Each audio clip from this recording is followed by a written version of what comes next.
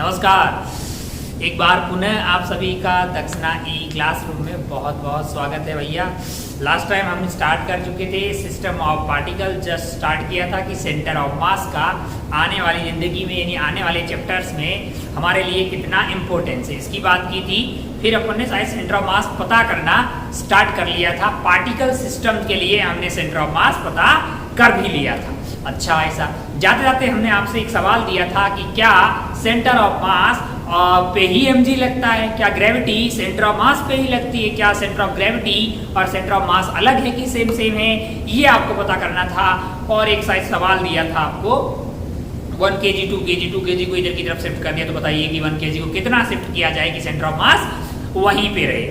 तो उम्मीद है कि पहला लेक्चर आपको बेसिक अंडरस्टैंडिंग बिठाने में सफल रहा होगा कि क्यों सेंटर ऑफ मास बहुत ही इंपॉर्टेंट है। बहुत ही इंपॉर्टेंट है, इसलिए हमें फिर ये पता करना चाहिए भैया वो होता कहाँ है, भैया वो होता कहाँ है। अच्छा भाई साहब, बहुत बढ़िया, बहुत ही खूबसूरत।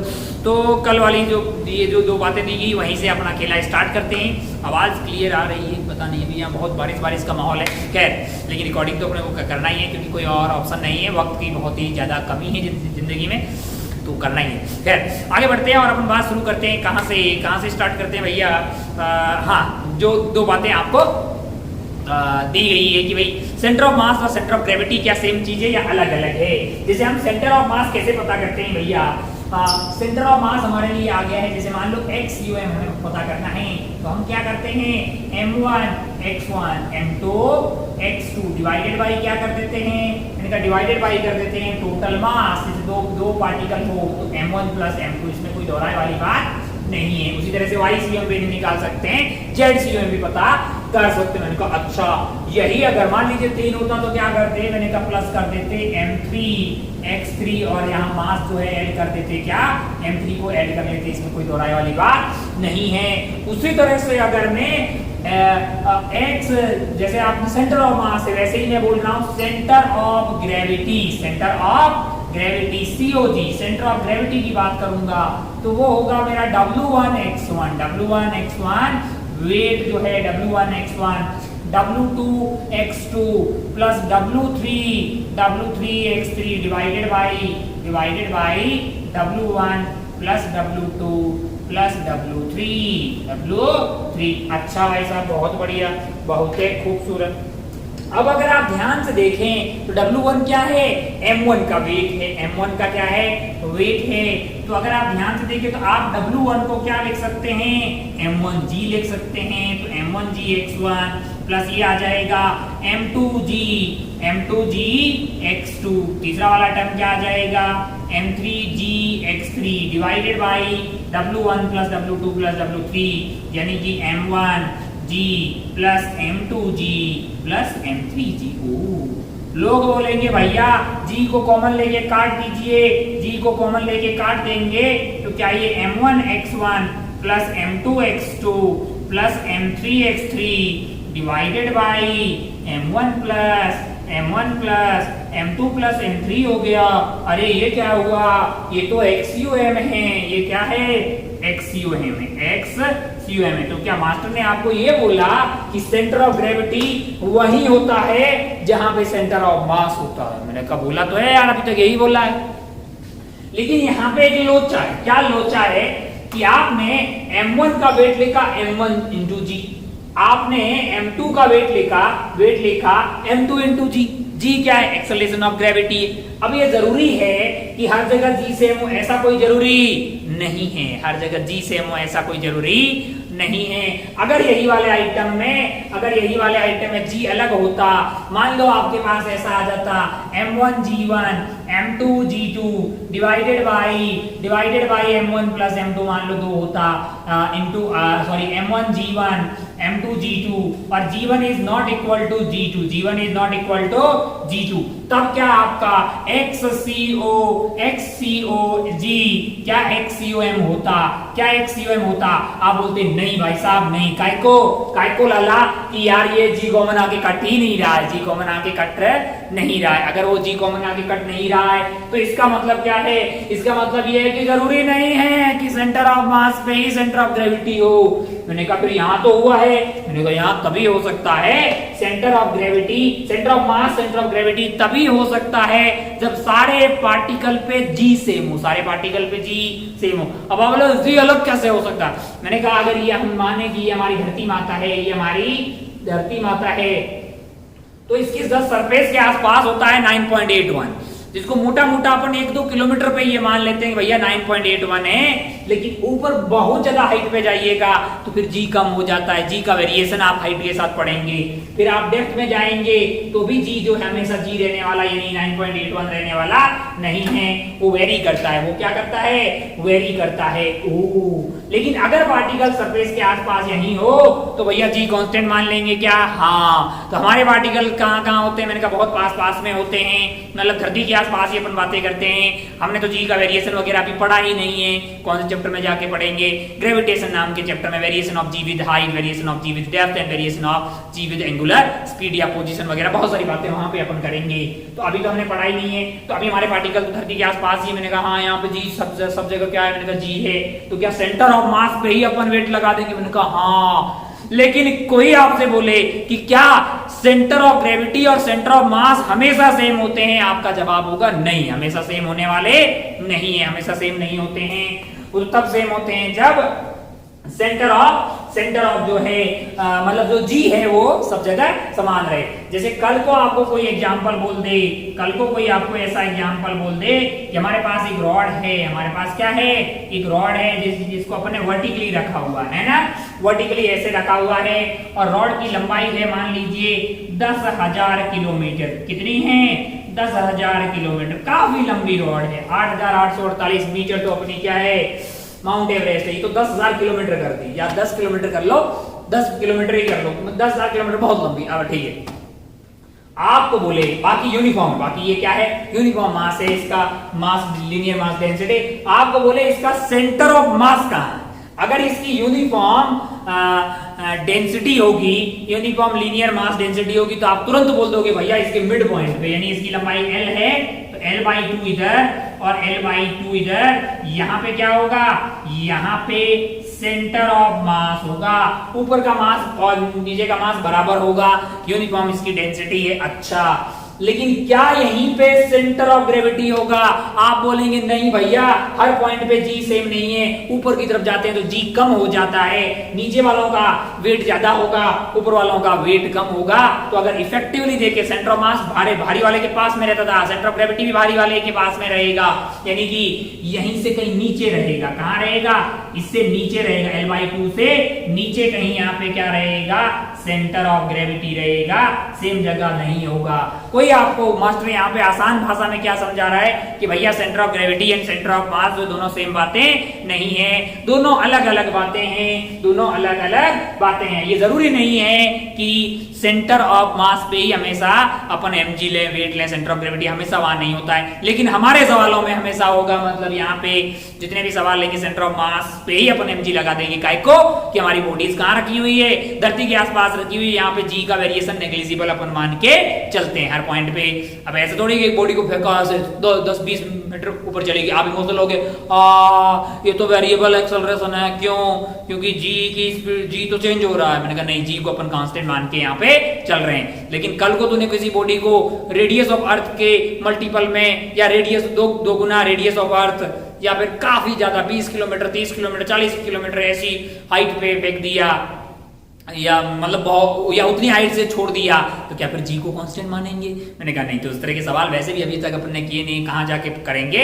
ग्रेविटेशन वाले चैप्टर में। हताश परेशान निराश होने की कतई जरूरत नहीं है। एक छोटी चीज हमने आ गई कि centre of gravity and centre of मास अलग अलग चीजें हैं, वो हमेशा सेम हो ऐसा कोई जरूरी नहीं है। पर हमारे लिए पार्टिकल्स के लिए मतलब जी सेम रहेगा तो सेंटर ऑफ मास पर ही अपन सेंटर ऑफ ग्रेविटी मान लेंगे। अच्छा भाई साहब, बहुत बढ़िया। एक और सवाल था अपने लिए, उस सवाल पे पढ़ते हैं। एक और जो सवाल था उस सवाल पे अपन पढ़ते हैं और फिर आज का खेला शुरू करते हैं। मिल जाओ लल्ला,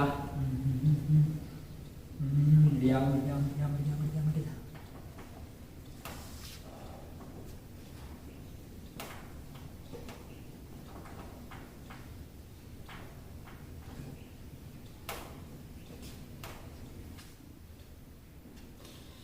चलिए सवाल क्या था हमारे लिए? सवाल हमने जो दिया था वो ऐसा कुछ था। हाँ, सवाल ऐसा था कि ये है आपकी y एक्सिस, ये क्या है?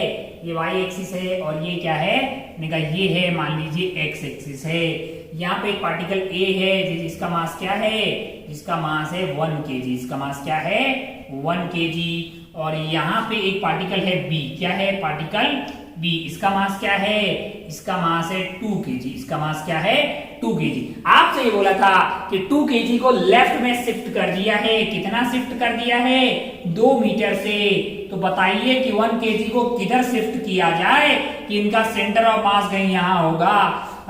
जो डेल्टा एक्स यूएम है, डेल्टा एक्स यूएम क्या है? 0 है। सेंटर ऑफ मास कहीं पे भी शिफ्ट नहीं हुआ है। तो बताइए भैया कि फिर ए को कितना और किधर शिफ्ट करें? लॉजिकली सोच के देखिए कि बी को उधर शिफ्ट किया है तो ए को किधर शिफ्ट किया जाए? हमको तो लगता है उधर शिफ्ट करना चाहिए ताकि सेंटर ऑफ मास यहीं का यहीं पे रहे।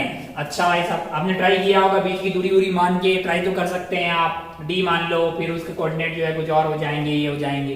मैं आपको एक आसान तरीके से बताता हूँ। जैसे आप ध्यान से देखें तो आप एक्स यूएम को क्या लिख सकते हैं?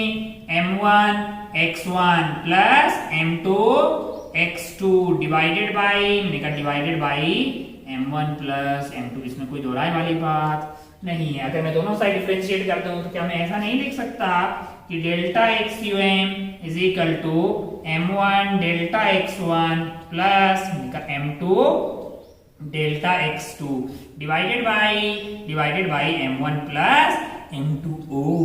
तुम्हें क्या क्या दिया हुआ है? अरे तुम्हें क्या डेल्टा एक्सियम दिया है? मैंने कहा हाँ। क्या तुम्हें, मान लो कि मैं इसको 1 बोल दूं, इसको 2 बोल दूं, तो क्या तुम्हें डेल्टा x2 दिया है? मैंने कहा हाँ। क्या तुम्हें m1 दिया? मैंने कहा हाँ। क्या m2 दिया? हाँ। तो क्या पूछा है?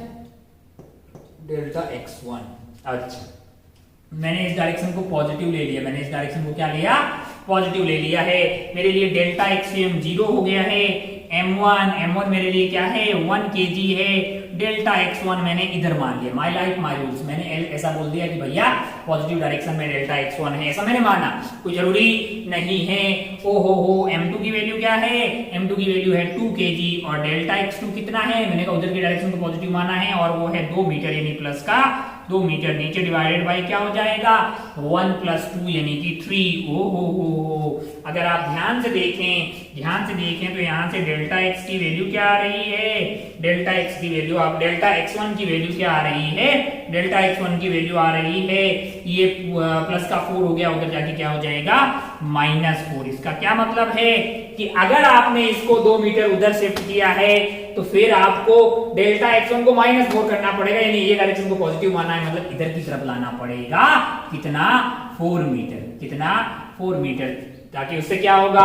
उससे ये होगा कि भैया ये सेंटर ऑफ मास जहां पे है वहीं पे रहेगा, इधर शिफ्ट होने वाला नहीं है। अच्छा, अरे इजी सवाल है, कोई बहुत ज्यादा टफ था क्या? नहीं, बिल्कुल नहीं। सवाल का वेरिएशन और ला सकते हैं, एक आध नया बना दे क्या इसी में एक और सवाल बनाते हैं। मान लो कोई आपसे बोली if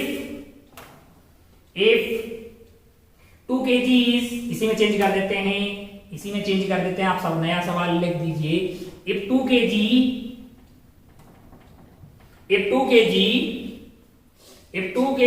is taken in right direction by 4 metre, इसको कितना ले गए? इधर 4 मीटर ले गए, है कि नहीं यार?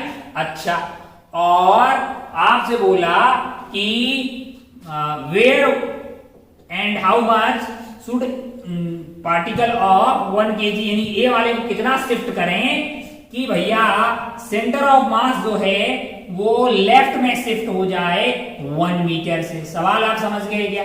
सवाल ऐसा है कि बी वाले को मैंने शिफ्ट कर दिया है एक्स एक्सिस में, पॉजिटिव एक्स डायरेक्शन में 4 मीटर से, तो A1 kg वाले को कितना शिफ्ट करें और किधर शिफ्ट करें जिससे कि सेंटर ऑफ मास खुद ही लेफ्ट में शिफ्ट हो जाए 1 मीटर।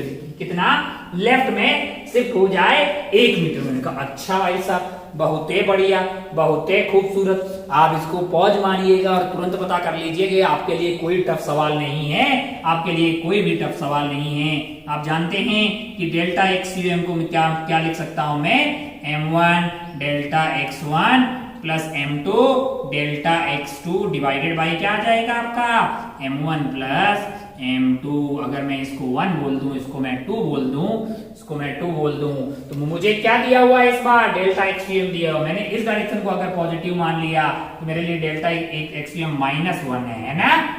मैंने राइट को पॉजिटिव माना है तो ये लेफ्ट जा रहा है। m1 क्या है मेरा 1 kg है, और मैंने ये मान लिया कि वो इधर की तरफ डेल्टा x1 जा रहा है। My life my rules. अगर मैंने माना और नेगेटिव आ गया, इसका मतलब मैंने जो माना उसका जस्ट अपोजिट है, और माना और वो पॉजिटिव आ गया मतलब जो माना वो ठीक है, वो डायरेक्शन। प्लस m2 आपका क्या है 2 kg है, और डेल्टा x2 आपको क्या दिया हुआ है उधर जा रहा है, यानी प्लस का 4 मारेंगे क्योंकि राइट डायरेक्शन में जा रहा है। डिवाइडेड बाई क्या होगा, डिवाइडेड बाई आपका 3 आ जाएगा। इसमें कुछ भी गलत हमने नहीं किया है, हमने ये मान लिया कि वो इधर x1 जा रहा है, m1 delta x1 plus m2 delta x2 divided by m1 plus m2 जो कि 3 हो गया है। और हमें सवाल में बोला गया है कि सेंटर ऑफ मास खुद ही लेफ्ट में शिफ्ट हो रहा है कितना 1 से, तो ये -3 आ गया है। ये आपका -3 that is equal to delta x1 plus 8 हो जाएगा। तो यहां से डेल्टा x1 की वैल्यू क्या आ जाएगी -3 -8 यानी कि -11। इसका क्या मतलब है, इसका मतलब है कि भैया a को आपको उधर लेके जाना पड़ेगा, कितना मीटर 11 मीटर लेके जाना पड़ेगा। अगर आप v को उधर की तरफ 4 मीटर लेके जा रहे हो तो फिर a को 11 मीटर उधर लेके जाना पड़ेगा, जिससे कि सेंटर ऑफ मास 1 मीटर इधर शिफ्ट हो जाएगा। अरे करके देखना यार दोबारा, 1 into -11 plus 2 into 4 divided by 3 divided by 3, तो ये -11 प्लस 8 आपका हो गया -3 डिवाइडेड बाई 3 यानी -1, यानी कि वो इधर की तरफ शिफ्ट हो गया। बहुत बढ़िया भाई साहब, बहुत ही खूबसूरत। आप ये सब जान चुके हैं कि बहुत सारे पॉइंट्स रखे जाएं तो सेंटर ऑफ मास कहाँ होगा, उसमें मैंने ज्यादा सवाल नहीं करवाए क्योंकि आप समझदार हैं यार। ट्राइंगल बना देगा, स्क्वायर बना देगा, पेंटागन, हेक्सागन, 3D बना दे, अपन डरने वाले लोगों में से नहीं है। बहुत ही आसान है वो सब system of centre of mass of point system. आगे बढ़ते हैं और थोड़ा सा जिंदगी में डिफिकल्टी लाते हैं। हेडिंग आप डाल दीजिए centre of mass for extended system, centre of mass for extended system. मजा आएगा, मतलब जो है आने वाली 2-3 क्लास में अपन डेरिवेशन ही करते रहेंगे तो अपने को बहुत मजा आने वाला है। ध्यान पूर्वक सब चीजों को देखते रहें। हेडिंग डाल दीजिए centre of mass for extended, centre of mass for extended system, centre of mass for extended system, centre of mass for extended system या एक्सटेंडेड ऑब्जेक्ट जो भी है आप बोलना चाहें। Centre of mass for extended system. अच्छा भाई साहब, इस बार पॉइंट मास नहीं होगा, बड़ा मास होगा। मैंने कहा अगर मान लीजिए कि आपके पास हो एक रॉड, कैसी रॉड है, मैंने कहा यूनिफॉर्म रॉड है। कैसी रॉड है, यूनिफॉर्म रॉड है, मास m है, लेंथ l है। बताइए सेंटर ऑफ मास कहाँ है।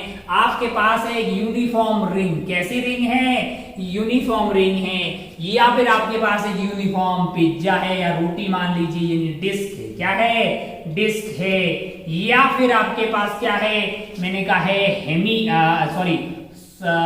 Hollow sphere. क्या है, हॉलो स्फीयर। या फिर आपके पास है सॉलिड स्फीयर। क्या है, सॉलिड स्फीयर। ये क्या है, ऐसा है भाई साहब। सारे कैसे हैं, सारे आइटम यूनिफॉर्म है। कैसे हैं, यूनिफॉर्म है। सारे आइटम कैसे हैं, यूनिफॉर्म है। अब अगर मान लीजिए कि आप अंधा आदमी भी होते तो बोलते भैया सेंटर ऑफ मास तो इसके मिड पॉइंट पे रहेगा। सेंटर ऑफ मास कहाँ रहेगा, इसके मिड पॉइंट रहेगा, यानी कि l/2 ये वाली दूरी होगी, l/2 ये वाली दूरी होगी। सेंटर ऑफ मास यहाँ रहेगा। अगर ये रिंग यूनिफॉर्म रही तो सेंटर ऑफ मास यहाँ रहेगा। अगर ये डिस्क जो है, ये क्या है, ये डिस्क है, यूनिफॉर्म डिस्क होगी तो सेंटर ऑफ मास इसके सेंटर पे रहेगा। हॉलो स्फीयर है, सेंटर ऑफ मास इसके सेंटर पे रहेगा। सॉलिड स्फीयर है, इसका सेंटर ऑफ मास यहाँ पे रहेगा।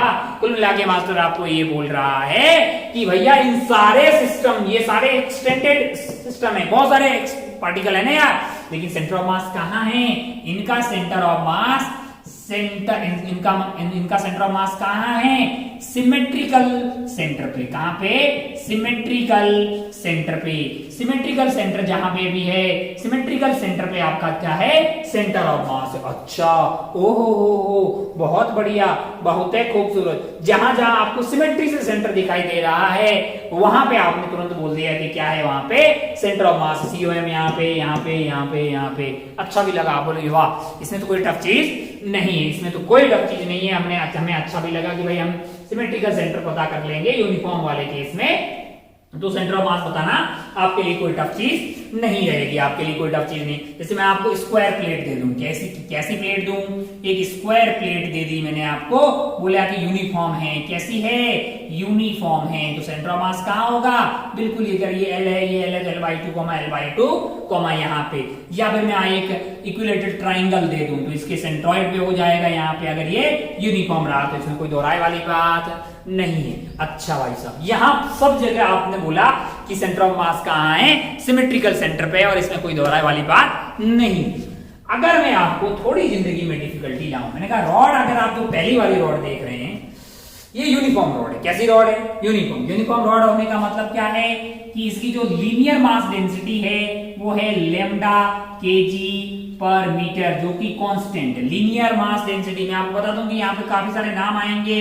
लीनियर मास डेंसिटी बहुत आसान है भैया, नाम से ही दिखाई दे रहा है, मास पर यूनिट लेंथ, मास पर यूनिट लेंथ m/L लैम्डा से रिप्रेजेंट करते हैं। क्या होगा ये, kg/मीटर होगा। सिमिलरली ये चीज बात करेंगे अपन एरियल मास डेंसिटी, जिसको अपन सिग्मा से लिखते हैं, क्योंकि मास डिवाइडेड बाय एरिया होगा। क्या हो जाएगा, एरिया। ये आपका kg/मीटर² है, तो यहाँ पे सिग्मा आएगा, यहाँ पे लैम्डा आएगा, यहाँ पे क्या आएगा, सिग्मा आएगा, यहाँ पे क्या आएगा, यहाँ पे एरिया है तो सिग्मा आएगा, लेकिन यहाँ वॉल्यूम आएगा जिसको अपन वॉल्यूमेट्रिक मास डेंसिटी बोलेंगे। कौन सी वाली, वॉल्यूमेट्रिक मास डेंसिटी। रो से लिखेंगे भैया total mass divided by total volume है, kg/मीटर³ होगी। ये क्या होगी, kg/मीटर³। मैंने कहा अच्छा भाई साहब बहुत बढ़िया। तो यहाँ तो आपका लैम्डा kg/मीटर था, कैसा था, यूनिफॉर्म था। अब मान लो कि ऐसा कुछ हो, कैसा हो, मैं आपको एक एग्जांपल दूं कि भैया हमारे पास एक रॉड है, क्या है, हमारे पास एक रॉड है, ये रही रॉड भाई साहब। ये जो रॉड है इसकी जो डी मतलब जो है ये एक्सिस में बोल देता हूं कि एक्स है, ये क्या है, एक्स है, और ये क्या है, मैंने कहा वाई है, ये क्या है, मैंने कहा ये ओरिजिन है, और ये एक्स एक्सिस के अलोंग रखी हुई है। इसकी टोटल लेंथ जो है वो एल है, रॉड की टोटल लेंथ एल है, और रॉड की जो लीनियर मास डेंसिटी है वो इस तरह से lambda is equal to lambda naught x kg/मीटर। यानी कि बात ये है भैया कि इधर जो है जैसे जैसे आप x की डायरेक्शन में जा रहे हैं वैसे वैसे उसकी लीनियर डेंसिटी बढ़ रही है कि नहीं यार, है ना। जैसे जैसे मान लो कि यहाँ पे आपकी लकड़ी की टाइप की उधर जाते जाते स्टील हो गया है, यानी कि मान लो भाई डेंसिटी बढ़ रही है, कैसे वेरी कर रही है, वो x के साथ वेरी कर रही है। अब आपको बोले कि सेंटर ऑफ मास कहाँ होगा, आप बता के सोच के देखिए कि क्या L/2 पे होगा, क्या L/2 पे होगा कि नहीं होगा। आप बोलेंगे नहीं होगा भाई, यूनिफॉर्म थोड़ी है। एक बात बताइए, मास यहाँ ज्यादा होगा कि यहाँ ज्यादा होगा, मास किधर की तरफ ज्यादा होगा, डेंसिटी से सोचिएगा। जैसे जैसे x बढ़ेगा क्या लीनियर मास डेंसिटी बढ़ेगी, मैंने कहा हाँ लीनियर मास डेंसिटी कहाँ ज्यादा होगी, मैंने कहा जैसे जैसे आप राइट में मूव करोगे लीनियर मास डेंसिटी बढ़ती हुई आपको दिखाई देगी। ओ तो मास जो है L/2 से पहले कम है कि L/2 के मतलब L/2 से पहले ज्यादा है, या L/2 के बाद वाला पार्ट जो L/2 है उसमें ज्यादा है। सोच के देखिए, हमको आपको लॉजिकली लगेगा कि बाद में ज्यादा है, बाद में ज्यादा हुआ तो सेंटर ऑफ मास हमको तो लगता है कि L/2 से लेके L के बीच में कहीं होना चाहिए। आप भी सोचिएगा, क्या आपको भी ऐसा ही लग रहा है, क्या आपको भी ऐसा ही लग रहा है कि सेंटर ऑफ मास जो है वो L/2 नहीं, उससे कहीं इधर होना चाहिए, क्योंकि ये वाले पार्ट में जैसे जैसे मास बढ़ रहा होगा पर यूनिट लेंथ पे मास वहां पे ज्यादा होगा, क्योंकि डेंसिटी आपका लैम्डा नॉट इनटू x के इस फंक्शन में वेरी कर रही है। मैंने कहा अच्छा भाई साहब बहुत बढ़िया, बहुत है खूबसूरत। तो फिर कैसे पता करेंगे, मैंने कहा ये पता करने के लिए थोड़ी अपने को मेहनत लगेगी, और मेहनत करने वाले लोग हम डरने वाले लोगों में से नहीं है। हमने क्या किया, यहां से एक दूरी पे गए, एक छोटा सा एलिमेंट लिया जिसकी लंबाई है dx और इसका मास है dm। इसका मास क्या है, dm। इसका मास क्या है, dm है, इसका मास है dm। अच्छा भाई साहब बहुत बढ़िया। और यहां से x दूरी पे है तो इसकी कोऑर्डिनेट क्या हुए, मैंने कहा x, 0 हो गया, x, 0 हो गया। अच्छा अगर आप ध्यान से देखें तो ये जो dm मास होगा इसकी वैल्यू क्या हो जाएगी, dm मास की वैल्यू हो जाएगी आपकी पर यूनिट लेंथ इतना मास है तो क्या इतनी लेंथ से मल्टीप्लाई कर लें। मैंने कहा हाँ, हो कुछ लोग ये कैसा लिख दिया। मैंने कहा भैया एक पेन के 10 रुपए हैं तो 2 पेन के कितने होंगे, तो 10 से मल्टीप्लाई करेगा ना यार। तो ये पर यूनिट लेंथ मास दिया हुआ है, इनटू लेंथ से मल्टीप्लाई कर ले, तो इतनी dx लेंथ का मास क्या आ गया आपके लिए, dm। तो अगर मैं आसान भाषा में बोलूं तो एक dm मास जो है वो ओरिजिन से x दूरी पे रखा हुआ है, उसके कोऑर्डिनेट है x, 0 और dm की वैल्यू ये है कि नहीं है ना। जैसे से मैं x वेरी करूंगा क्या ये dm अलग अलग होते रहेंगे, जैसे मैं x से थोड़ा आगे जाऊंगा और अगला वाला dm, अगला वाला dm, अगला वाला dm, ऐसे dm कितना छोटा है, बहुत छोटा। तो क्या बोलेगा dm बहुत ही छोटा है। अच्छा ये dm बहुत सारे dm जोड़े तो क्या बन गया, रॉड बन गया। अच्छा ये dm वाले का x कोऑर्डिनेट क्या है, मैंने कहा x ही। क्या dm वाले का x कोऑर्डिनेट पता है, मैंने कहा अगले dm वाले का, मैंने कहा अगले वाले का अगला x हो जाएगा, ये वाले का। मैंने कहा सारा मान लो कि dm1 x1, dm2 x2, ऐसे खूब सारे dm होते हैं। कितने होते हैं, इनफाइनाइट। dm खुद ही कितना है, इनफाइनाइटली स्मॉल। तो हमारा सेंटर ऑफ मास क्या होता है, मैंने कहा m1 x1 plus m2 x2 plus m3 x3 and so on divided by total mass, है कि नहीं यार। तो क्या dm इंटू x, इसका बताइए। इसके लिए जब आप लिखने जाएंगे, जब आपको x com चाहिए होगा तो आप इस एलिमेंट के लिए लिखेंगे dm इंटू x या फिर x dm, लिखेंगे कि नहीं। x dm इस वाले एलिमेंट के लिए होगा, थोड़े से आगे वाले के लिए क्या होगा, मैंने कहा उसका x इंटू वहां का dm plus plus plus plus, ऐसे कितने dm आएंगे, इनफाइनाइट। और ये खुद ही कैसा है, infinitely small. Infinitely small infinite item के सिग्मा को ही प्यार से सांप बोलते हैं, तुम जानते हो इस बात को। अगर मुझे इसको सम करना है तो क्या मुझे सांप लगा देना चाहिए, क्या मुझे इंटीग्रेशन कर देना चाहिए। Integration is basically infinitely small infinite item का सिग्मा ही तो था बे। सिग्मा मतलब जोड़ 0 से इंफिनिटी, उसी को दूसरा नाम देके सांप लगा दिया था। अब तो क्या हर एक x dm plus x1 dm1 2 इस तरह के बहुत इनफाइनाइट आइटम्स को जोड़ेंगे तो क्या ये रॉड बन जाएगी। क्या सबका सिग्मा कर देने का मतलब आपका क्या हो जाएगा, सबका सिग्मा करना मतलब उसको इंटीग्रेट कर देना। नीचे में क्या आएगा, मैंने कहा dm1 plus dm2 dm3 dm infinity. तो क्या dm का सिग्मा है, मैंने कहा कहां 0 से इंफिनिटी, तो क्या ये इंटीग्रेशन ऑफ dm है, मैंने कहा हाँ। अच्छा तो एक्सियम पता लग गया, मैंने कहा हाँ। ध्यान से आप देखिएगा तो एक बहुत महत्वपूर्ण रिश्ता मास्टर ने आपको समझा के यहाँ पे लिखा है कि XUM is basically integration of x dm divided by dm का integration. x is the coordinate of centre of mass of the dm मास। सोच के देख, ये जो dm मास है उसका वो पॉइंट मास है और उसका सेंटर ऑफ मास तो उसी पॉइंट मास में ही रहेगा और उसका कोऑर्डिनेट क्या है, x। x इज द, आराम से बता रहा हूं, आगे फॉर्मूला बहुत काम आएगा इसलिए धीरे धीरे बात कर रहे हैं अपन। dm वो मास है जिसके सेंटर ऑफ मास का कोऑर्डिनेट है x वाला वो इनटू dm का integration divided by dm। Similarly अगर कभी जरूरत पड़ी तो मैं YCUM को क्या लिखूंगा, मैंने कहा भैया dm वाले मास का सेंटर ऑफ मास का कोऑर्डिनेट है y डिवाइडेड बाय dm। मुझे अगर कभी ZCUM की जरूरत पड़ी तो मैं इंटीग्रेट करूंगा z into dm divided by dm का इंटीग्रेशन। एक समझदार बच्चे के लिए ये काफी था समझने के लिए कि भैया ओ मजा आ गया। अब कोई सा भी आए, अरे कोई सा भी शेप हो, कुछ भी हो, अब तो ये सवाल बहुत ही लुल्लू पुल्लू लगेगा क्योंकि मुझे क्या चाहिए, मुझे तो XCM के लिए इसको इंटीग्रेट करना है ना, और YCM के लिए इसको इंटीग्रेट करना है, ZCM के लिए इसको इंटीग्रेट करना है। ये आप लिख दें और बगल में नोट बना के लिखें। नोट बना के क्या लिखेंगे कि भैया यहाँ पे जो X, Y और Z यूज किए हैं, X, Y and Z are coordinate of COM center of mass of dm mass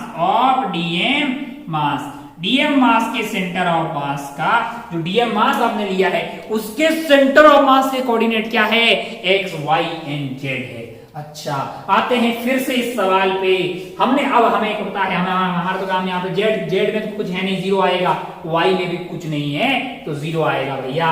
अरे भाई वाई जीरो इंटू डीएम कर दोगे तो ये आंसर जीरो ही आने वाला है। अब आप ध्यान से देखें तो हमारे लिए अगर एक्सयूएम यहाँ पे हमें पता करना होगा एक्सयूएम, तो हम क्या करेंगे, इनका x इंटू डीएम, हमारा सेंटर ऑफ मास का कोऑर्डिनेट भी x ही है तो हमने x डाल दिया है, डीएम मास वाले का, और डीएम मास की वैल्यू क्या है, ये है lambda naught x into dx। अच्छा, डिवाइडेड बाई डीएम, मैंने कहा ये है लेमडा नॉट x dx, इसका इंटीग्रेशन। अब आप ध्यान से देखें तो dx के रेस्पेक्ट में इंटीग्रेट हो रहा है, यहाँ पे आपका x जीरो है और यहाँ पे l होगा, यानी जीरो से लेके l तक, जीरो से लेके l तक। अगर आप ध्यान से देखें तो लेमडा नॉट तो कांस्टेंट है, बाहर लेके कट कर दो, यहाँ पे लेमडा नॉट बाहर आ जाएगा, अंदर क्या रहेगा, अंदर आपका x स्क्वायर रहेगा, क्या रहेगा, x स्क्वायर, जिसका इंटीग्रेशन क्या आएगा, x की पावर 3 डिवाइडेड बाई 3, लिमिट कहां से कहां तक, जीरो से लेके l तक, यहाँ पे भी लेमडा नॉट बाहर आ जाएगा, कांस्टेंट है, x का इंटीग्रेशन हो जाएगा x square divided by 2, limit आपका जीरो से लेके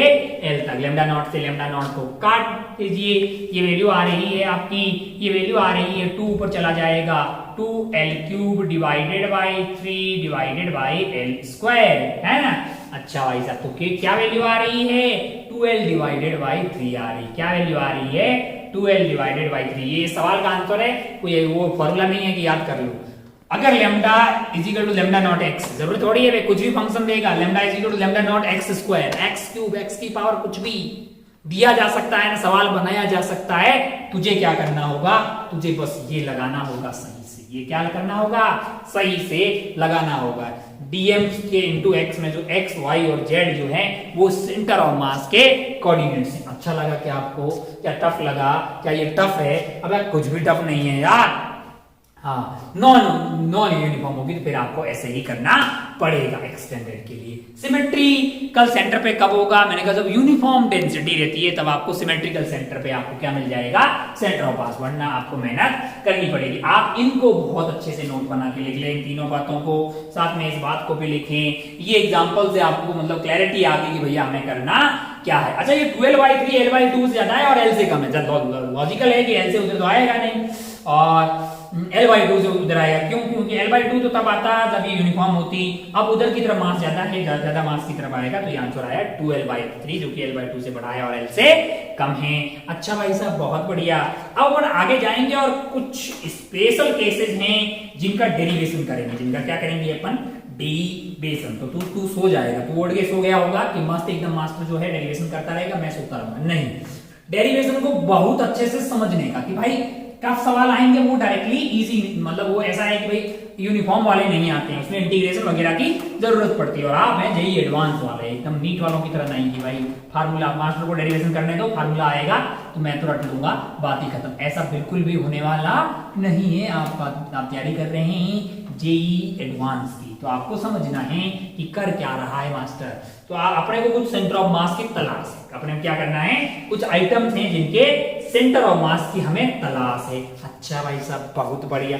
तो सबसे पहले जो आइटम हम ले रहे हैं वो है हाफ रिंग, तो आप हेडिंग डाल दीजिए COM, मतलब आप हेडिंग वैसे डाल दीजिए calculation of centre of mass, calculation of centre of मास। अच्छा, और उसमें पहले नंबर पे अपन ले रहे हैं COM centre of mass for half ring. कौन सी रिंग भैया, हाफ रिंग है। कैसी रिंग है, हाफ रिंग है। पूरी रिंग थी, यूनिफॉर्म थी, पूरी रिंग थी और यूनिफॉर्म थी, तब आपने सेंटर ऑफ मास कहां बताया था, आपने सेंटर ऑफ यहां सेंटर पे बता दिया था। देखिए अब हमारे पास जो रिंग है ना, ये जो रिंग है ना लाला, ये जो रिंग है ना, ये मान लीजिए कि भाई ऐसे रखी हुई, ये एक्स एक्सिस है, ये वाली वाई एक्सिस है। अब आप मुझे बताइए कि ये हाफ रिंग है, ये हाफ रिंग है, रेडियस r मान लीजिए, मास इसका m मान लीजिए, मास इसका क्या मान लीजिए, m मान लीजिए। आपसे पूछा जाए कि इसका सेंटर ऑफ मास कहाँ है, तूने अगर इसके सेंटर पे बोला ना तो बैंड बजा दी जाएगी। पूरी रिंग नहीं है, पूरी अगर होती तो यहाँ पे होता, तो यहाँ पे होता। अब कैसे पता करें यार, अब कैसे पता करें, इंटीग्रेशन का योगदान आएगा। किसका योगदान आएगा, इंटीग्रेशन। एक मिनट, फार्मूला का डेरिवेशन बहुत इंपॉर्टेंट है, इसलिए ये नहीं कि इंटीग्रेशन कर रहा है मास्टर को करने तो अपन सो जाते हैं, नहीं, क्योंकि सिमिलर टाइप के डेरिवेशन फिर अगले वाले चैप्टर रोटेशन में आएंगे और वहां पे मैं नहीं करवाऊंगा। मैं हो सकता है आपको काम दूं घर पे सॉल्व करने का, तो फिर मतलब जो है पहले से ही आप चीजों को बहुत अच्छे से यहाँ पे समझते जाएं, ताकि आगे वाले चैप्टर में आप खुद ही कर डालें। अच्छा भाई, आप ये सोचिए कि भैया मतलब हमको डरने की क्या जरूरत है, हम कोई इंटीग्रेशन से डरते हैं क्या? हम मैथ्स के छात्र हैं, हमें तो बस ये समझ में आना चाहिए कि भाई एलिमेंट कैसे लेना, एलिमेंट कैसे लेना। मैंने कहा अगर आप छोटा बिंदु ले लो, ऐसे खूब सारे बिंदुओं को पास में रख दो तो हाफ रेंज बच जाती, तो मैंने कहा वैसा ही कुछ काम करना पड़ेगा। मैं क्या कर रहा हूं, मैं यहां से थीटा पे गया, कहां से गया, यहां से थीटा पे जाके एक छोटा सा एलिमेंट लिया जिसकी ये वाली जो है ये डी थीटा थी और ये वाली लंबाई मेरे लिए आ जाएगी आर डी थीटा, तेरी भी आ जाएगी। तू जानता है कि एंगल इनटू रेडियस कर देंगे तो तेरे को जो है ये लेंथ मिल जाएगी। अगर इस पूरी इस हाफ रिंग की टोटल मास m है तो लेम्डा मेरे लिए क्या है, मास m डिवाइडेड बाई लेंथ है 2 पाई r की हाफ पाई r 2 पाई r टोटल होता है इतना केजी पर मीटर। यूनिफॉर्म है लेकिन हाफ रेंज है ना, हाफ यूनिफॉर्म रेंज। अच्छा भाई सब बहुत बढ़िया। तो यहाँ पे जो डीएम होगा इस वाले पार्ट का क्या होगा, एलिमेंट का मास मेरे लिए डीएम होगा।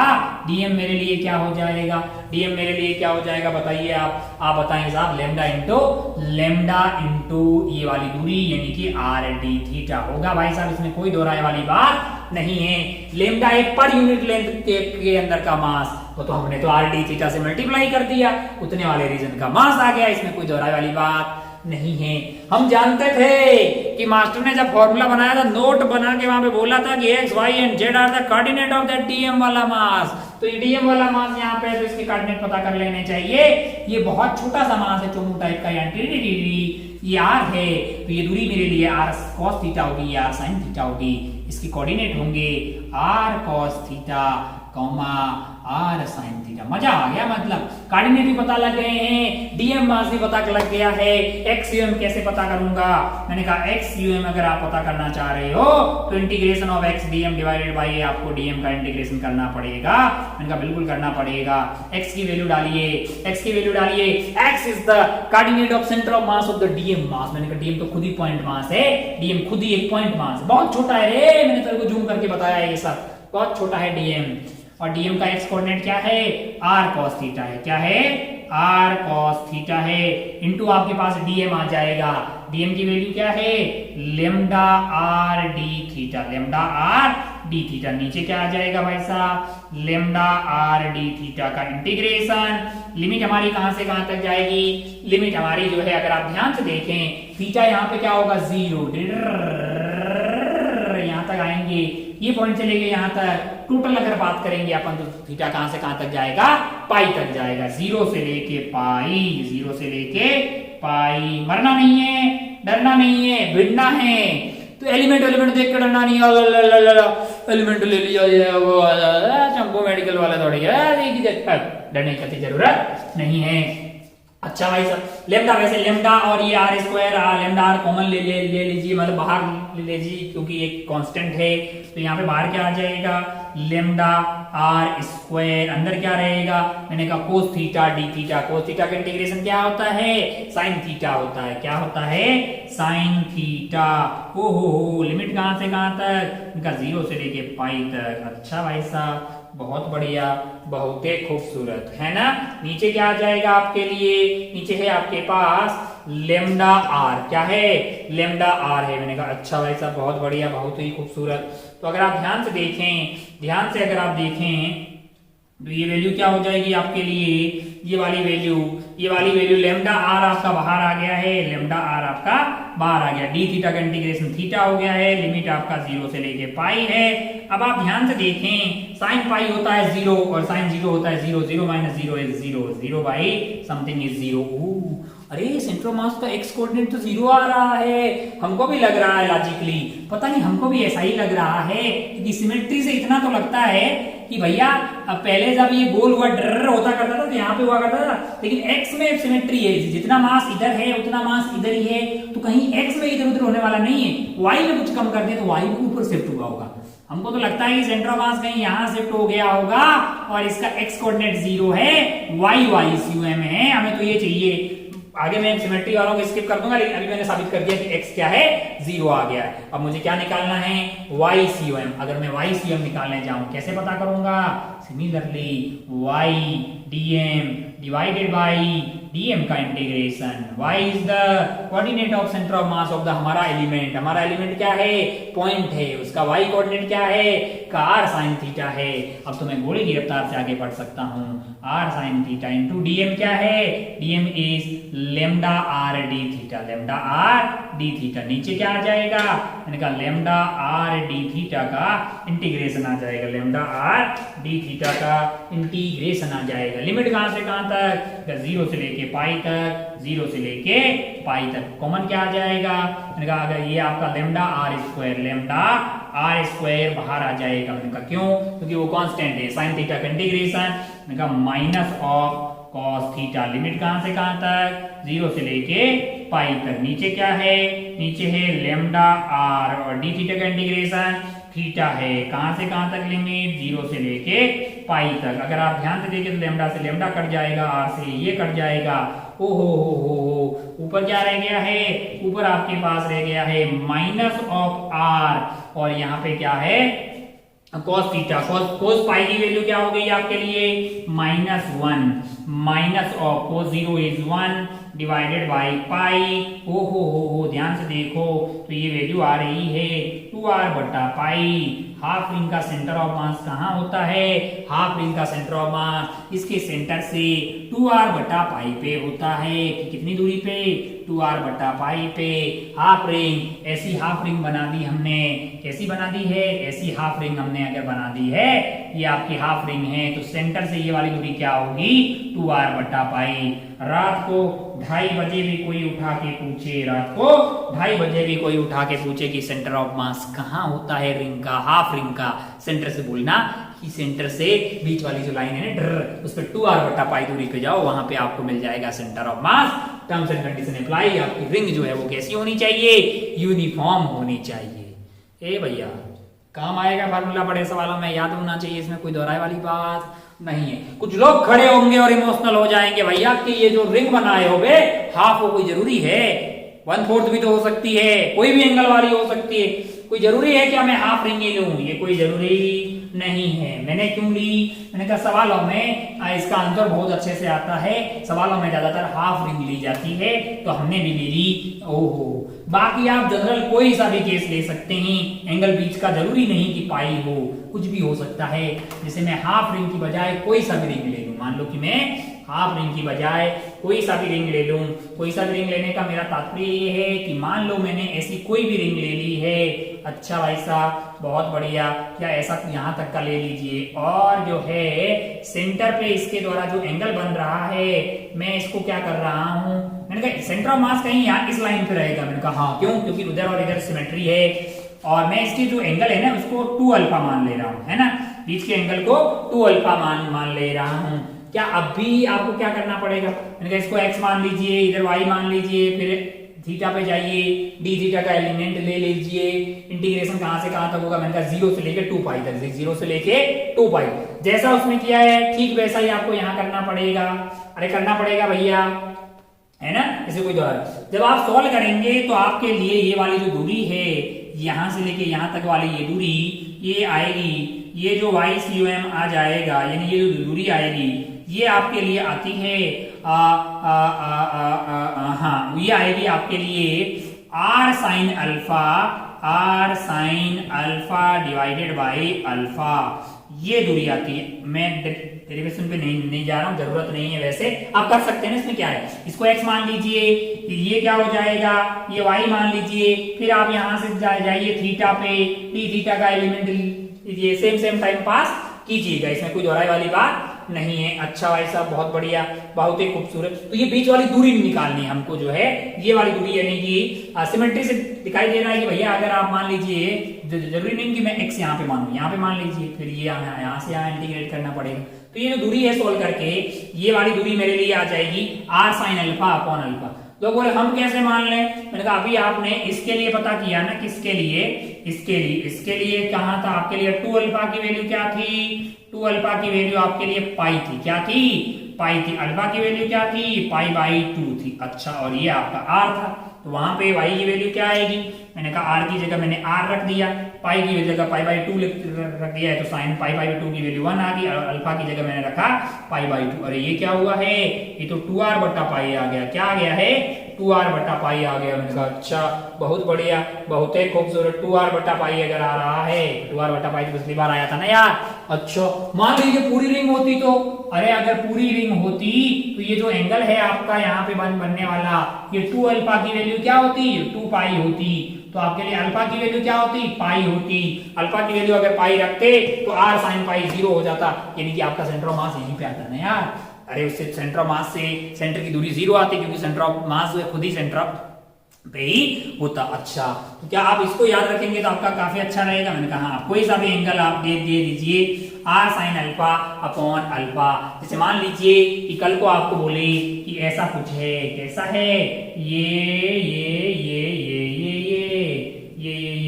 मान लो कि ये वाला एंगल क्या है, ये वाला एंगल है 60 डिग्री, क्या है 60 डिग्री। तो सेंटर ऑफ मास से ये वाली दूरी जो d पता करोगे तब आप क्या करेंगे, मैंने कहा 2 अल्फा की तो वैल्यू है 60 डिग्री, तो अल्फा की वैल्यू क्या है 30 डिग्री, लेकिन आप 30 नहीं रखेंगे, अल्फा को क्या रखेंगे पाई बाई 6। खास बात ये है कि यहाँ पे अल्फा मस्ट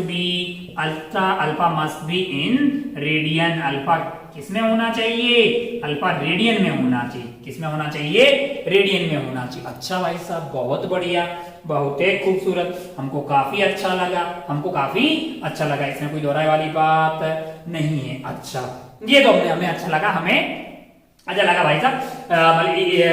कर लेंगे ये वाला, यहाँ पे डाल देंगे, आप r की जगह r डाल देना, साइन अल्फा की जगह साइन 30 डिग्री लिख देना, बट्टा पाई बाई 6 लिख देना, जो वैल्यू आ रही है वो यहाँ से सेंटर ऑफ मास की दूरी होगी, कहां से, यहाँ से, ये वाली दूरी आपको पता लग गई। अच्छा भाई साहब, बहुत बढ़िया, ये था centre of mass for half ring या रिंग का कोई सा भी सेक्शन हो, मतलब रिंग के बारे में सेंटर ऑफ मास की अपने पीएचडी की। लगे हाथ अपन क्या करते हैं, centre of mass for half disc पता कर लेते हैं। लगे हाथ सेंटर ऑफ मास फॉर अपन डिस्क पता कर लेते हैं। आप इसके तुरंत बाद हेडिंग डालिए centre of mass for half disc, COM of half disc. Half disc का सेंटर ऑफ मास कहां होता है, कहां होता है, आधी डिस्क, centre of mass half disc का। हेडिंग डालिए, हाफ रिंग की जगह डाल दीजिए हाफ डिस्क, क्या डाल दीजिए, हाफ डिस्क डाल दीजिए, यहाँ पे आधी डिस्क। इसका सेंटर ऑफ मास पता करके दिखाइए। अब आप समझदार हो गए हैं, अब आपको पता भी लग गया है कि भैया मेहनत करनी है, एलिमेंट लेना है, सेंटर ऑफ मास पता करना है, कोई टफ चीज नहीं है। आप इसी के लिए बने हुए हैं, आप इसी के लिए ही तो बने हुए हैं। ओ हमने एक डिस्क ले ली है, हमने एक डिस्क ले ली है, मान लो कि ये वाली डिस्क है अपने पास, ये वाली डिस्क है, हाफ डिस्क है, हाफ डिस्क के पूरी होती तो सेंटर ऑफ मास यही सेंटर पे आ जाता है। ये रेडियस r है, ये इसका सेंटर है। आपसे बोले कि सेंटर ऑफ मास कहाँ होगा, मैंने बोला माना कि ये एक्सिस x है, ये वाली एक्सिस मेरे लिए y है। मेरे को ऐसा क्यों लग रहा है कि अगर ये यूनिफॉर्म है, ये कैसी है, यूनिफॉर्म है, कैसी है, यूनिफॉर्म है। अगर ये यूनिफॉर्म है तो मुझे ऐसा क्यों लग रहा है ये मास सेम है, सेंटर ऑफ मास कहीं यहाँ पे होगा। क्यों, क्योंकि x कोऑर्डिनेट पक्का 0 होगा, क्योंकि ये पार्ट और ये पार्ट सिमेट्रिक है। अच्छा भाई साहब, बहुत बढ़िया, वो तो ठीक है, लेकिन पता कैसे करेंगे, लेकिन पता कैसे करेंगे कि ये वाली दूरी, ये मान लो 0 है, 0,0, तो ये आपका 0,YCOM आएगा, तो ये दूरी YCOM होगी। वो YCOM कितना होगा, कैसे पता किया जाए, कैसे पता कर सकते हैं YCOM, सोच के बताइए, सोचिए कि एलिमेंट क्या लेना चाहिए, क्या चीज एलिमेंट अपन ऐसा लेते हैं जिसको बार बार रिपीटेशन करने पे वो आइटम बन जाए। क्या ऐसा चीज लूंगी जिसको अपन रिपीट करें और मेरे लिए क्या बन जाए, ये पूरा डिस्क बन जाए। मेरे मन में ऐसा क्यों आ रहा है, ऐसा आ रहा है भाई, रिंग ले लो, अभी हाफ रिंग ले लो, क्या लो, हाफ रिंग लो, ऐसा हाफ रिंग ले लो, ऐसा हाफ रिंग ले लो, हो खूब सारे ऐसे रिंग बगल में रखते जाओगे, क्या बन जाएगा, डिस्क बन जाएगा। रिंगा करते करते डिस्क बन जाएगा। एक मैंने क्या किया है, मैंने एक रिंग ले लिया है, क्या लिया है, रिंग लिया है। कैसे लिया है, मैंने कहा आप क्या कीजिए, यहां से स्मॉल r की दूरी पे जाइए, कहां जाइए, स्मॉल r की दूरी पे जाइए और dr थिकनेस का एक रिंग ले लीजिए। आपने क्या किया है, आप यहां से स्मॉल आर की दूरी पे गए हैं सेंटर से, और आपने एक रिंग ली है जिसकी मोटाई क्या है, जिसकी मोटाई डी आर है, जिसकी मोटाई क्या है, डी आर है। अच्छा, अगर आप ध्यान से देखें तो यहाँ पे लेमडा, सिग्मा या रो में से कौन आएगा, आप खुद ही बोल देंगे कि सिग्मा आएगा। सिग्मा होगा total mass divided by area, 2 pi r square का आधा यानी पाई आर स्क्वायर बटा 2, यानी कि इतना आपके पास इतना केजी पर मीटर क्यूब। यूनिफॉर्म है ये पर मीटर स्क्वायर, सिग्मा डिफाइन होगा। मैंने कहा अच्छा, मुझे क्या करना है, मैंने रिंग ले ली है, मैं चाहता हूं कि इसका मास पता लग जाए डीएम। इसका मास पता तभी लगेगा जब इसका पहले एरिया पता लग जाए। मैंने इसका एरिया डीए लिख दिया है, जो कि क्या होगा, मैंने कहा अगर आप ध्यान से देखें तो इसकी लंबाई है, ये एक रेक्टेंगुलर स्ट्रिप टाइप की है जिसकी लंबाई क्या है, 2 पाई आर की पाई आर है, मोटाई क्या है, डी आर है, मोटाई क्या है, डी आर है। एरिया क्या हो जाएगा, पाई आर इंटू डी आर। क्या बोलते हो, अगर मुझे ये डीए पता है और यहाँ की डेंसिटी है सिग्मा केजी पर मीटर स्क्वायर, तो क्या डीएम की value sigma pi R D R होगी कि नहीं होगी, सोच के बताइए। Sigma pi R D R होगी कि नहीं, अबे होगी। इतना सिग्मा केजी पर मीटर स्क्वायर, तो इतना एरिया डीए है तो डीए से मल्टीप्लाई कर दीजिए, उसका मास ही तो डीएम है यार। एक पेन का 10 रुपया तो 2 पेन का, अबे तो मल्टीप्लाई करेगा ना 2 से 3 से, तो इतना आसान है ये। 4th क्लास में अपन पढ़ते थे भैया ये तो अपने को पता लग गया डीएम मास पता। अब अपने को पता है कि डीएम मास जो है ना उसके सेंटर ऑफ मास के कोऑर्डिनेट होते हैं एक्स वाई जेड। अच्छा, पर डीएम खुद ही कौन है, डीएम खुद ही कौन है, मैंने कहा डीएम तो भैया डीएम तो अपना रिंग है, और रिंग का तो अभी भी पढ़ के आए सेंटर ऑफ मास कहाँ होता है। मैंने कहा रिंग का सेंटर ऑफ मास यहाँ होगा, और ये वाली दूरी बताइए, ये वाली दूरी होगी 2 स्मॉल आर बटा पाई। ओहो, ये इसका वाई कोऑर्डिनेट होगा, ये इसका वाई कोऑर्डिनेट होगा किसका, डीएम मास का। अब अपन इसका अगर अपने को चाहिए सेंटर ऑफ मास का कोऑर्डिनेट, तो भैया ये करना पड़ेगा, क्या करना पड़ेगा, y c o m is equal to integration of y dm का इंटीग्रेशन डिवाइडेड बाई डीएम का इंटीग्रेशन, डीएम का इंटीग्रेशन। अच्छा, ओहो मास्टर जानता है, तो आप भी जानते हैं कि ये डीएम वाले एलिमेंट का मास होता है डीएम, और उसके सेंटर ऑफ मास का कोऑर्डिनेट होता है वाई। तो इस बार हमारा एलिमेंट पॉइंट नहीं है, कैसा है, हाफ रिंग टाइप का है, और उसका सेंटर ऑफ मास का वाई कोऑर्डिनेट क्या है, 2r बटा पाई। क्या है, 2r बटा पाई। अच्छा भाई साहब बहुत बढ़िया, तो यहाँ पे क्या डाल दिया जाना चाहिए हमें, 2r बटा पाई डालना चाहिए, 2r बटा पाई डालना चाहिए। r मैंने स्मॉल r लिया है, तो वेरी कर रहा है 0 से लेके कैपिटल r तक, तो मेरे लिए ये y कोऑर्डिनेट हो गया इनटू डीएम की वैल्यू हो जाएगी sigma pi R D R. ओहो, नीचे की तरफ आएगा sigma pi R D R, और स्मॉल आर कहां से कहां तक वेरी कर रहा है, स्मॉल आर मेरे लिए वेरी करेगा 0 से लेके कैपिटल आर तक। कहां से कहां तक, 0 से लेके कैपिटल आर तक, 0 से लेके कैपिटल आर तक। सिग्मा पाई को मैं उड़ा सकता हूं, ये आर से आर मत उड़ा रही हो, अबे इसको मैंने ये कांस्टेंट है बाहर लिया है, यहाँ पे कांस्टेंट है बाहर लिया फिर उड़ाया है, ऐसा नहीं कि सांप अंदर ही उड़ा दी। इस आर से ये आर ना उड़ाइयो, डी आर से डी आर, पागल है क्या। सिग्मा पाई कांस्टेंट था बाहर आ गया, सिग्मा पाई कांस्टेंट था बाहर आ गया, फिर काट लिया हमने, डी से डी, आर से आर, ऐसा कोई क्रांतिकारी काम नहीं करने का। अब ध्यान से देखिए भैया, 2r बट्टा पाई बचा क्या है, 2 बटा पाई कांस्टेंट है बाहर आ जाएगा, 2 बटा पाई तो बाहर ही कोई दिक्कत नहीं, r इंटू आर क्या हो गया, आर स्क्वायर है, क्या हो गया है, r इंटू आर स्क्वायर, तो r क्यूब डिवाइडेड बाई 3 आ जाएगा, r क्यूब डिवाइडेड बाई 3, और लिमिट कहां से कहां तक, मैंने कहा 0 से लेके r तक। नीचे की तरफ क्या है, मैंने कहा r है, r का होगा r square by 2, r square divided by 2 है, लिमिट कहां से कहां तक, 0 से लेके कैपिटल r तक। अच्छा ऐसा, तो ये ऊपर वाला क्या आ रहा है, मैंने कहा आ रहा है 2r cube divided by 3 pi, 2r cube divided by 3 पाई, और नीचे वाला क्या आ रहा है, मैंने कहा ये आ रहा है 2r स्क्वायर, ये आ रहा है आपका r स्क्वायर डिवाइडेड बाई 2। अच्छा, अब आप ध्यान से देखिए, तो ये r स्क्वायर में इसको काट दिया, 2 ऊपर चला जाएगा, तो ये आंसर आएगा आपका 4r अपॉन 3 पाई। क्या आ रहा है, 4r अपॉन 3 पाई। रात को 2:30 बजे भी कोई उठा के पूछे, रात को 2:30 बजे भी कोई उठा के पूछे ऐसे आंखों में कि हाफ डिस्क का सेंटर ऑफ मास कहाँ होता है, तुम तो बताना 4r अपॉन 3 पाई पे कहाँ होता है, 4r अपॉन 3 पाई पे, कहाँ से, यहाँ ऐसी दूरी, ऐसी इतनी दूरी पे होता है, कितनी दूरी पे, 4r अपॉन 3 पाई। लोग बोले भाई वही पुराने वाले की तरह की हाफ डिस्क की काय लिया बे, कोई और एंगल का ले लेते, कोई और एंगल होता, मैंने कहा कोई और का ले लेते, तू ले लेना, तो जरूरी नहीं है कि मैं हाफ डिस्क की लूं, कुछ और भी आप ले सकते हैं, कुछ और अगर आप लेंगे, कुछ और अगर आप लेंगे, जैसे ये आपका y एक्सिस था, ये आपका x एक्सिस था, मान लो कि आपने कुछ इस तरह का डिस्क ले लिया है, क्या लिया है, इस तरह का डिस्क ले लिया है, और जिसका ये जो एंगल है, जिसका जो ये एंगल है वो आपके लिए ये अल्फा और ये अल्फा क्या है, 2 अल्फा है, क्या है, 2 अल्फा है और r है, तो यहाँ पे रहेगा सेंटर ऑफ मास, और ये वाली जो दूरी है यानी जो ICOM है, यानी ये वाली जो दूरी है ये मेरे लिए क्या आ जाएगी, ये मेरे लिए आएगी। तो कैसे कैसे करेंगे, वैसे ही करना पड़ेगा, लिमिट कहां से कहां तक लगाएंगे आपके लिए, अगर मान लो कि आप यहाँ इस बार आपकी जो रिंग होगी ना, रिंग जो होगी उसकी लंबाई जो है वो हाफ रिंग के बराबर नहीं होगी, इतनी होगी, इतनी होगी, कितनी होगी,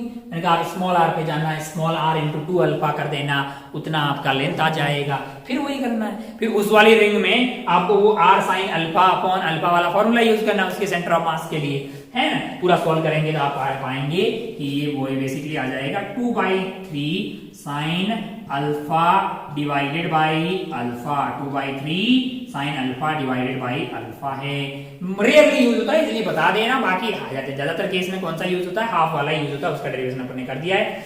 अब देखो 2/3 sine alpha 2/3 r sine alpha divided by alpha, r sine alpha by alpha पिछले वाले का आंसर था, 2/3 से मल्टीप्लाई कर दिया है बस। बाकी अगर वेरीफाई करते हैं, मान लो कि ये हाफ डिस्क हो, मान लो कि ये हाफ डिस्क हो, हाफ डिस्क होगा तब ये 2 अल्फा की वैल्यू क्या होगी, हाफ डिस्क के केस में 2 अल्फा की वैल्यू पाई हो गई है, अल्फा की वैल्यू π/2 होगी, 2r/3 साइन पाई की वैल्यू 1, π/2 की वैल्यू 1 हो गई है, ये π/2, अरे ये क्या हुआ, मैंने कहा ये 4r अपॉन 3 पाई हुआ, अरे यही तो डेरिवेशन किया है, मैंने कहा हाँ। मान लो कि पूरी डिस्क होती, मान लो कि पूरी डिस्क होती तो क्या होता, मैंने कहा आपका 2 अल्फा की वैल्यू 2 पाई हो जाती, अल्फा की वैल्यू पाई हो जाती, अल्फा की वैल्यू पाई डालते, साइन पाई 0 हो जाता, यानी सेंटर ऑफ मास के ऊपर, सेंटर ऑफ मास जो है यहाँ के सेंटर ऑफ सिमेट्री यानी सेंटर पे ही आपका हो जाता। अच्छा भाई साहब, टाइम क्या हुआ है, हमने जो है सेंटर ऑफ मास को हाफ रिंग पता कर दिया है, हाफ डिस्क पता कर दिया, हाफ डिस्क हमने पता कर दिया। अच्छा इसको और टफ करना चाहिए, टाइम क्या हम नेक्स्ट वाला कर नहीं करता, इसको और टफ करना चाहिए। मान लो कि आप सोच के देखिए कि आपके पास जो हाफ डिस्क है ना, हाफ डिस्क है ना, इसका सिग्मा वेरिएबल है, इसका सिग्मा वेरिएबल है, और आपको बोले कि सिग्मा जो है वो इधर इसके r के साथ वेरी कर रहा है, सिग्मा कैसे वेरी कर रहा है, इसके r के साथ वेरी कर रहा है। आपको बोले कि sigma is equal to sigma not into r kg पर मीटर स्क्वायर, क्या आप इसको कर लेंगे, मैंने मेरा पूरा विश्वास है अगर आपने डेरिवेशन सही से समझा है तो आप इसको भी कर लेंगे, क्योंकि यहाँ पे आप एलिमेंट लेंगे, जब आप यहाँ पे एलिमेंट लेंगे, जब आप एलिमेंट लेंगे तो उसमें आपका क्या होगा, सिग्मा नॉट इनटू r जो है, सिग्मा की जगह आपको सिग्मा नॉट इनटू r लेना पड़ेगा, तो इंटीग्रेशन में आ जाएगा भाई साहब, उतना टफ नहीं पूछा जाएगा। खैर अपन आगे सवाल करेंगे ऐसा टफ बना के। अभी तक आप ये समझिए कि भैया डेरिवेशन आपको समझ में आने चाहिए सारे, ताकि आपको कोई भी टफ सवाल बना के दे तो आपको सॉल्व करने में कोई बहुत ज्यादा डिफिकल्टी नहीं आए। फॉर्मूला सिर्फ रटेंगे तो फिर वेरिएबल डेंसिटी वाले सवाल में फैल जाएंगे, जहाँ पे इंटीग्रेशन की जरूरत पड़ेगी वैसे सवालों में फैल जाएंगे, इसलिए बहुत अच्छे से इनको समझना। मेरे को लगता है वक्त हो रहा है, तो हमने हाफ रिंग हाफ डिस्क का काम पूरा कर लिया है बहुत अच्छे से। आगे अपने को बात करनी है, आप क्या करें कि होमवर्क में 2-3 सवाल, हाफ डिस्क हो गया, हाफ है ना, half sorry centre of mass for hollow hemisphere, hemisphere के लिए पता करने का कि कहां होगा, और थर्ड वाला ये हो गया।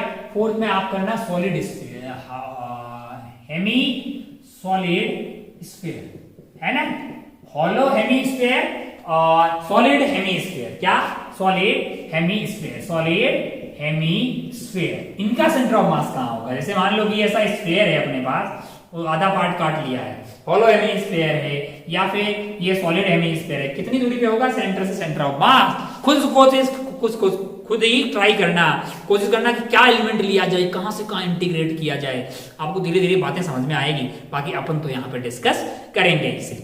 आप बिल्कुल, मैं एक बार पुनः आपको से निवेदन करूंगा कि इस चैप्टर को बहुत ज्यादा सीरियसली लें, ताकि सेंटर ऑफ मास और सिस्टम ऑफ पार्टिकल्स और आने वाला रोटेशन आपका मजबूत हो जाए। अगर ये दोनों चैप्टर आपके मजबूत हो गए, इससे टफ फिजिक्स में नहीं है, कुछ भी नहीं है लाला, कुछ भी नहीं है। मैकेनिक्स के ये सबसे टफेस्ट लास्ट वाले पार्ट है, यहाँ सब कुछ यूज होगा और बहुत ही अच्छे से सवाल यहाँ से बनाए जा सकते हैं ना। आगे रोटेशन में भी मतलब बहुत ही अच्छा कार्यक्रम बनाया जा सकता है, जिसमें प्राण पखेरु उड़ाने वाले काम जो होते हैं ना, वो यहाँ पे किए जा सकते हैं। लेकिन हम डरने वाले लोगों में से नहीं है। लॉजिकली अगर चीजें पहले से ही समझते जाएंगे तो हम वैसे सवालों को भी टैकल कर लेंगे। कमजोर लोग डरते हैं, बाहर के जनरल लोग। आप क्रीम आउट ऑफ क्रीम है, आप नहीं सॉल्व करेंगे तो कौन सॉल्व करेगा, है ना।